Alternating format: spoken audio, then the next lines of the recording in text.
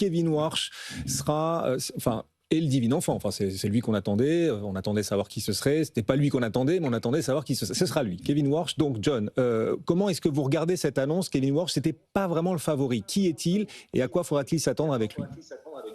Oui, exactement. C'était pas le candidat idéal, je dirais, du profil de Donald Trump, parce que on va en parler, hein, mais il est plutôt hawkish historiquement comme président faucon. Et on rappelle quand même que c'est l'ancien gouverneur de la Réserve fédérale américaine de 2006 à 2011.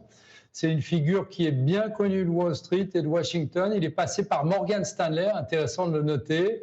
C'est un proche de longue date du cercle des Républicains. Il a longtemps été perçu comme l'un des profils les plus orthodoxes et disciplinés de la Fed. On rappelle que lors de l'élection de Jérôme Powell, qui donc avait été nommé par Donald Trump, hein, on l'oublie souvent, puisque maintenant c'est l'ennemi, mais Kevin Warsh était à l'époque aussi finaliste avec Jérôme Powell, et il avait perdu à la dernière marche. Donc c'est une surprise.